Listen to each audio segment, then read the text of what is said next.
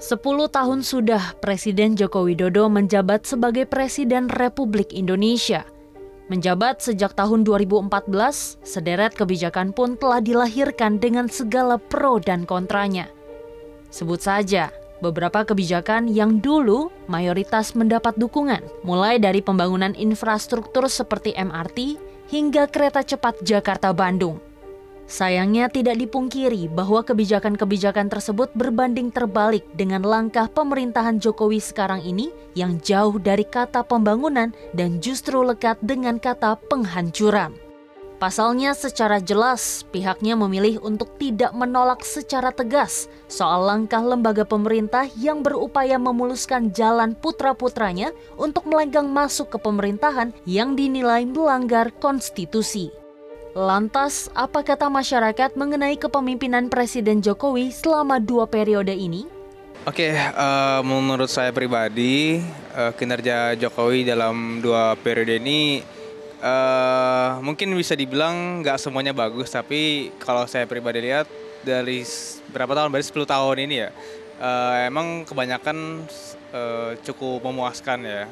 Walaupun mungkin di akhir-akhir ini tercoreng dalam beberapa kasus belakangan seperti isu-isu dinasti politik dan lain sebagainya. Namun pembangunan yang dikerjakan di bawah pemerintahan Jokowi itu saya bisa nilai cukup memuaskan karena pembangunannya cukup masif, cukup tersebar di seluruh Indonesia dan membantu banyak lapisan masyarakat. Kebijakan di era Jokowi dapat mesejahterakan rakyat mungkin di beberapa pemukiman atau di beberapa wilayah, iya, tapi juga ada di beberapa wilayah yang belum terorganisir oleh kebijakan Presiden Jokowi karena selama 2 periode Presiden Jokowi juga nggak mungkin mengorganisir seluruh wilayah. Jadi mungkin ada di beberapa wilayah yang sudah terorganisir tapi ada beberapa wilayah yang belum. Masa pemerintahan Presiden Jokowi hanya tersisa hingga bulan Oktober 2024 dan selanjutnya akan diemban oleh Presiden terpilih Prabowo Subianto. Tentunya sebagai pemimpin negara, Presiden terpilih Prabowo Subianto diharapkan dapat memiliki kebijakan yang mengayomi dan mensejahterakan rakyat.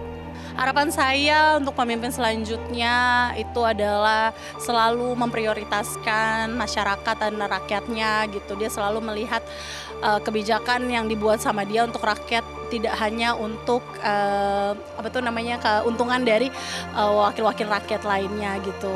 Untuk pemimpin selanjutnya pesan gue itu perbaiki konstitusi.